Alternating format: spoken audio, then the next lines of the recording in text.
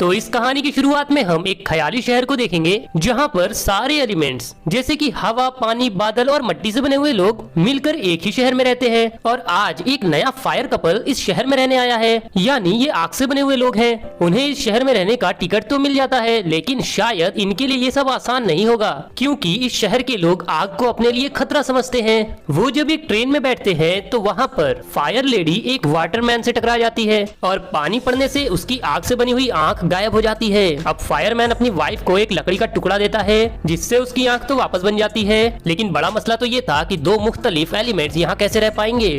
कोई भी इन आग से बने हुए कपल्स को रूम देने को तैयार ही नहीं था, क्योंकि जैसा मैंने आपको पहले ही बताया सब लोग इसे खतरा समझते थे। अब इसी दौरान इन कपल्स को मिलती है एक टूटी हुई बिल्डिंग जो इनकी इस मुश्किल वक्त में सहारा बनी, और अब वो दोनों इसी को अपना घर मानकर इसे ठीक करने की कोशिश में लग जाते हैं। और यहीं इस घर में आती है इनकी छोटी सी प्यारी सी बेटी जिसका नाम है एम्बर। और इस बच्ची के बाद ये फायर कपल बहुत खुश हो जाता है। अब वो अपनी बच्ची को बताते हैं कि उनकी जिंदगी में सबसे बड़ी ताकत ये नीली आग है, इसे हमेशा जलाए रखना और बचाए रखना इनकी सबसे बड़ी जिम्मेदारी है। अब कहानी आगे बढ़ती है और कुछ ही दिनों में ये अपने इस घर को फायर प्लेस बना लेते हैं और एक छोटी सी दुकान भी खोल लेते हैं जो कि सिर्फ आग से बने हुए लोगों के लिए है। अब यहाँ पर और भी बहुत सारे आग से बने हुए लोग आ जाते हैं, बिल्कुल एम्बर की फैमिली की तरह। एम्बर भी काफी सालों के बाद काफी बड़ी हो गई है और अब वो भी अपने डैड के साथ उस दुकान पर हेल्प करवाती है।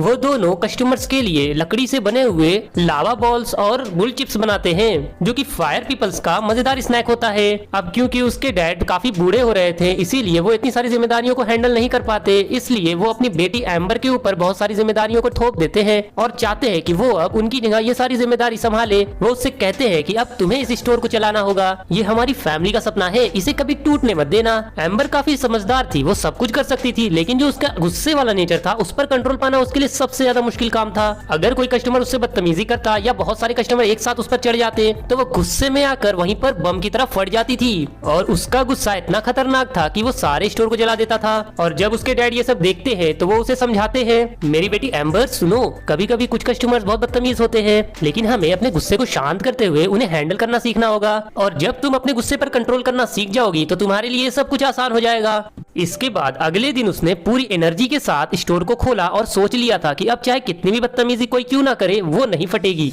बस उसे एक लंबी सांस लेना है और लोगों के साथ कनेक्शन बनाना है, जैसा कि उसके पापा ने समझाया था। लेकिन आज भी उसके कस्टमर्स का गुस्सा देखकर उसे भी अपना गुस्सा कंट्रोल नहीं हो रहा था, लेकिन वो अपनी दुकान को जलाना नहीं चाहती थी, इसीलिए वो जल्दी से अपने गुस्से को कंट्रोल करते हुए बेसमेंट में चली जाती है जहां उसके सब्र के सारे बांध टूट जाते हैं। लेकिन इस बार इसका गुस्सा एक नई गड़बड़ी कर देता है, क्योंकि बेसमेंट के सारे पाइप उसके गुस्से से फटने की वजह से फट जाते हैं और बेसमेंट में चारों तरफ पानी ही पानी भर जाता है और आग से बने हुए लोगों को पानी से सबसे ज्यादा खतरा था। अब इसी पानी में से अचानक से एक जिन की तरह एक वेड नाम का वाटरमैन आता है जो कि बदकिस्मती से सिटी इंस्पेक्टर भी था। जब उसे यहाँ पर कुछ खराबी नजर आती है तो वो उसकी एक कंप्लेन बनाकर अपने सीनियर्स को भेजने चला जाता है, जिससे कि एम्बर का ये फायर प्लेस अब बंद हो जाता। अब एम्बर सोचती है कि ओ नो, मैंने क्या कर दिया, मुझे किसी भी तरह से इस कंप्लेन को रोकना होगा और इस वाटरमैन को समझाना होगा। अब एम्बर उस वाटरमैन का बिना सोचे समझे पीछा करने लगती है और वो बिना अपनी फिक्र किए हुए उस वाटरमैन के पीछे पीछे एक ट्रेन में चली जाती है। लेकिन ये क्या, ये ट्रेन तो उसके लिए चलता फिरता खतरा थी, क्योंकि इसके अंदर तो सिर्फ और सिर्फ वाटरमैन ही थे। लेकिन फिर भी बहुत हिम्मत करके वो अपने आप को किसी तरह बचाते हुए उस वाटरमैन के हाथ से वो कंप्लेन बॉक्स लेने की कोशिश करती है, लेकिन फिर भी वो इसमें कामयाब नहीं हो पाती। और अब फाइनली वो उस ऑफिसर को रोकने के लिए अपने आप को एक ऑयल की मदद से एक बड़े से ड्रैगन की शक्ल देने की वजह से उसे डराने लगती है, पर अफसोस वो डरता नहीं और उसके हाथ अभी भी नहीं लगता। और वो जैसे ही कंप्लेन को उस बॉक्स में डालकर आगे बढ़ता है तभी वो एम्बर के अंदर की आवाजें सुनता है जो कि वो रोते हुए बोल रही थी। अब एम्बर की इतनी दुख भरी बातें सुनकर वो भी इमोशनल हो जाता है, क्योंकि वो कह रही थी कि अब मेरे ऊपर डैड कभी भरोसा नहीं करेंगे और अब तो मेरा घर भी नहीं बचेगा। और अब वो ऑफिसर एम्बर की मदद करने के लिए उसे अपने सीनियर ऑफिसर के पास ले जाता है, लेकिन जब वो सीनियर भी उसकी बातें नहीं सुनते तो एम्बर अपने गुस्से को कंट्रोल नहीं कर पाती और वो गुस्से से फट जाती है और वहाँ पर आसपास सब कुछ जला देती है। अब ऐसे में वो सीनियर भी उसकी कंप्लेन को आगे प्रोसेस करने के लिए डाल देते हैं। अब जब एम्बर दुखी मन से घर पहुंचती है तो सारे कस्टमर्स जा चुके थे और उसके डैड बेसमेंट में आकर लीकेज को सही कर रहे थे। तभी उसकी मॉम दुखी मन से एम्बर के डैड से कहती है कि आप हमारे साथ फिर से वही सब होगा जो पहले हुआ। इस पर एम्बर कहती है, क्या हुआ था हमारे साथ पहले, बताइए मॉम। उसकी मॉम कहती है, अगर तुम जानना चाहती हो हमारी कहानी तो सुनो, पहले हम इस एलिमेंटल सिटी में नहीं नहीं रहते थे, पहले हम रहते थे जहाँ पर आग के बने हुए लोग ही रहा करते थे। सभी के पास अपनी अपनी नीली आग थी, लेकिन एक बड़े से तूफान ने हमारा सब कुछ खत्म कर दिया। तुम्हारे डैड ने किसी तरह अपनी नीली आग को तो बचा लिया, लेकिन फिर हमें कहीं और जाना पड़ा ताकि इससे तुम्हारी जिंदगी पर बुरा असर ना पड़े। और इसके बाद हम अपना शहर छोड़कर यहाँ चले आए और इसके बाद से हम कभी भी अपनी फैमिली से नहीं मिले। और अब अगर ये स्टोर भी हमारा खत्म हो गया तो हम भी खत्म हो जाएंगे। ये सब जानने के बाद एम्बर डिसाइड करती है कि चाहे कुछ भी हो जाए मैं सब कुछ ठीक करके रहूंगी। वो अगले दिन फिर से उस वेड नाम के इंस्पेक्टर से मिलती है और उसे अपनी सारी कहानी बताती है। अब वेड उसे एक स्टेडियम में अपने बॉस के पास लेकर जाता है, जो कि मैच देखने में इतना बिजी थी कि एम्बर की बातों पर ध्यान ही नहीं देती और उसे लगता है कि एम्बर उसे मैच देखने में डिस्टर्ब कर रही है। इसी बीच सभी को गुस्सा आ जाता है और वो दोनों ही एक दूसरे के आमने सामने आ जाते हैं। अब दोनों के बीच भयंकर लड़ाई होने ही वाली थी कि तभी वेड उन सभी का ध्यान हटाकर उसके बेटे की तरफ ले जाता है, जो कि क्लाउड का बेटा है, जो कि गेम में हार रहा था। अब वेड उसे मोटिवेट करने के लिए जोर जोर से सभी के साथ चीयर्स करने लगता है और उसे मोटिवेट करने लगता है और फाइनली वो मैच जीत भी जाता है। और इस वजह से क्लाउड इंस्पेक्टर बहुत खुश हो जाती है और इसी बीच वेड उससे बात करके उसे इस प्रोजेक्ट के लिए मना भी लेता है कि एम्बर की शॉप को वो बंद ना करे और वो लीकेज की प्रॉब्लम को खुद ही ठीक कर देगा। अब वो दोनों एम्बर के घर पर आ जाते हैं और देखने लगते हैं कि आखिर प्रॉब्लम कहाँ से शुरू हुई है। तभी एम्बर उससे पूछती है कि जरा बताओ कि तुम मेरे घर में कहाँ से आए थे। मैं तो असल में मैं डॉम के पास वाटर लीकेज चेक करने गया था, तभी अचानक पानी के फ्लो ने मुझे टनल में गिरा दिया और फिर जोरदार धमाके की आवाज मुझे सुनाई दी और बस फिर मैं यहाँ था तुम्हारे घर। अब एम्बर इस सारी बातों को सुनकर वो समझ जाती है कि ये सब कुछ कहाँ से शुरू हुआ है। असल में ये तो डैम की तरफ से शुरू हुआ है और इस वाटर लीकेज को ठीक करने के लिए उन्हें डैम के पास जाना था। एम्बर एक फायर बैलून बनाती है और वो दोनों उड़ते हुए डैम की तरफ जाने लगते हैं।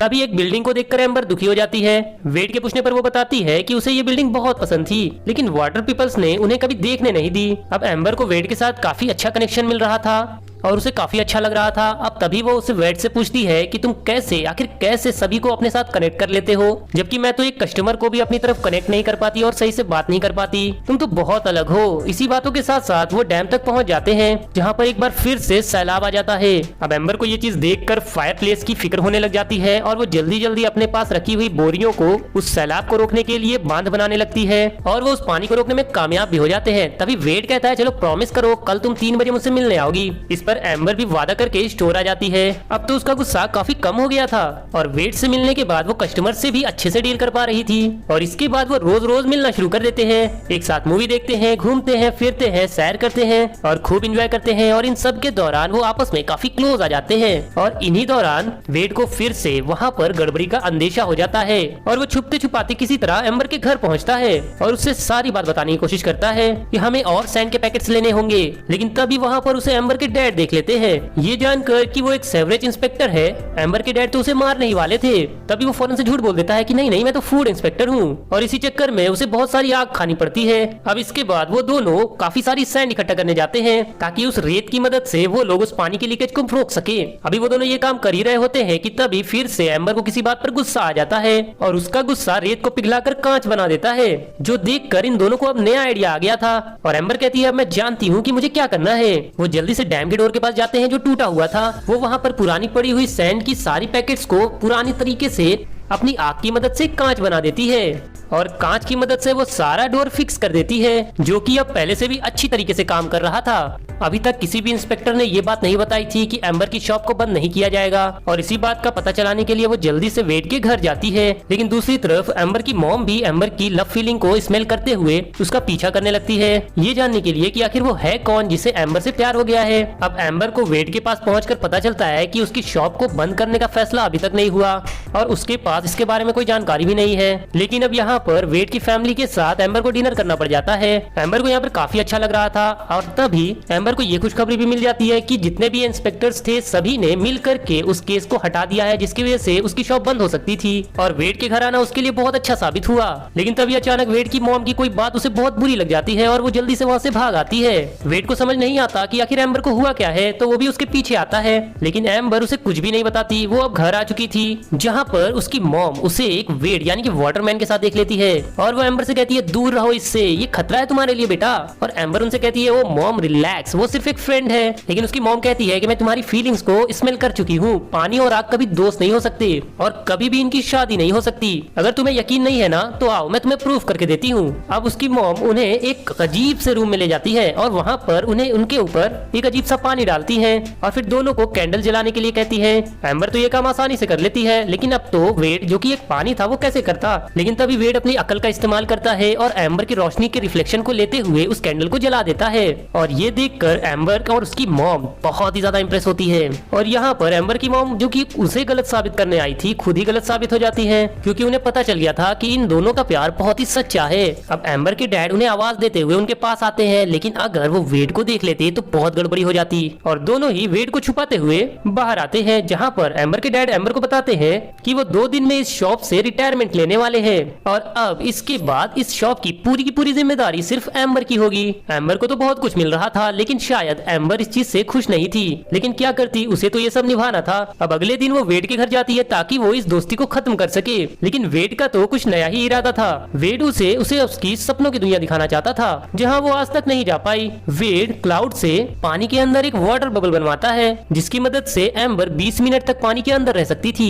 और वेड एम्बर को पानी के अंदर की दुनिया दिखाता है। वो बिल्डिंग दिखाता है जो पानी के अंदर बनी हुई थी, एक ऐसी दुनिया जो एम्बर के लिए बिल्कुल नई थी। एम्बर तो कभी सोच भी नहीं सकती थी कि वो यहाँ भी आएगी, उसका तो पूरा सपना सच हो रहा था। वो सारी चीजों को देखकर बहुत हैरान बहुत खुश थी और 20 मिनट कब पूरे होते उन्हें ये पता ही नहीं चलता। अब 20 मिनट पूरे होने की वजह से एम्बर मर भी सकती थी, इसीलिए अब जल्दी से वेड अपनी जान की बाजी लगाते हुए एम्बर को किसी तरह बचा लेता है। वो एम्बर से माफी मांगना चाहता था कि उसकी वजह से एम्बर की जान खतरे में आ गई, लेकिन एम्बर तो इतना खुश थी कि उसकी बातें ही नहीं सुन पाती और अपनी खुशी का इजहार करती रहती है। उसे खुश देखकर वेड भी बहुत खुश होता है। अब वेड कहता है कि क्यों ना हम आज हाथ मिलाएं, लेकिन पानी और आग का मिलना दोनों के लिए नुकसानदेह हो सकता था।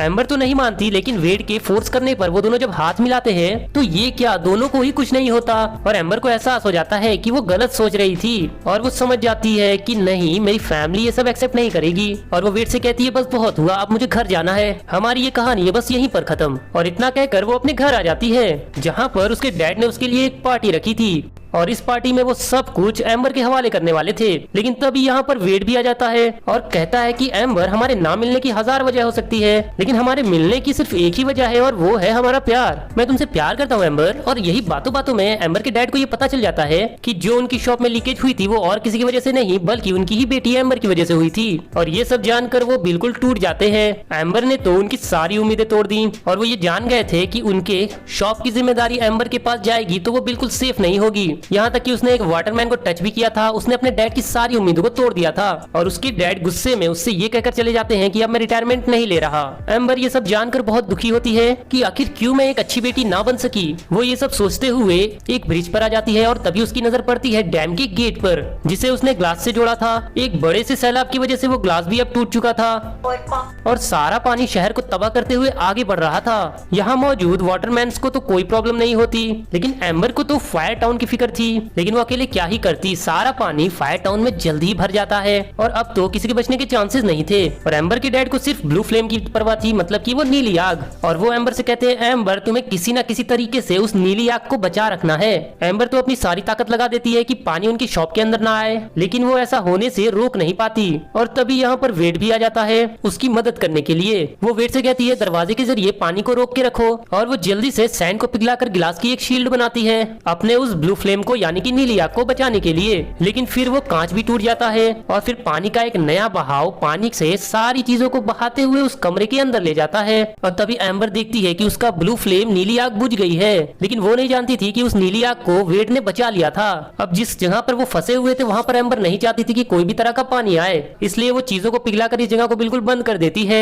लेकिन यहाँ पर अब बहुत ज्यादा गर्मी हो चुकी है और वेड का यहाँ पर बच पाना बिल्कुल नामुमकिन है। तभी एम्बर उससे कहती है कि तुम चिमनी के जरिए से यहाँ से बाहर निकल जाओ, लेकिन तभी वो रास्ता भी टूटकर गिर जाता है और अब वेड यहाँ पर फंस जाता है। एम्बर तो काफी कोशिश कर रही थी कि कोई रास्ता बन जाए, लेकिन अब बहुत देर हो चुकी थी। वेड उसकी आंखों के सामने मर रहा था और अब वो फाइनली उससे कह देती है कि मैं तुम्हारे बगैर जिंदा नहीं रह सकती और मैं तुमसे प्यार करती हूँ। और ये कहते ही वो दोनों गले लग जाते हैं और सीन कट होते ही हमें दिखाया जाता है कि ये जो एलिमेंटल सिटी बहुत खूबसूरत हुआ करता था वो अब तबाह हो चुका है। अब पानी के खत्म होते ही एम्बर के मॉम डैड जल्दी से शॉप के अंदर आते हैं और वो एम्बर को ढूंढ लेते हैं और एम्बर उन्हें दुखी होकर बताती है कि वेड चला गया। मॉम, वेड ने मुझे बचा लिया और इस नीली आग को बचा लिया, लेकिन खुद वो चला गया। उसकी मॉम उसका दुख समझ पा रही थी और आज वो इतना दुखी थी कि वो आज अपने डैड को भी सारा सच बता देती है कि डैड, मैं ये शॉप कभी रन नहीं करना चाहती थी, मैं तो बस आपके लिए ये सब कर रही थी।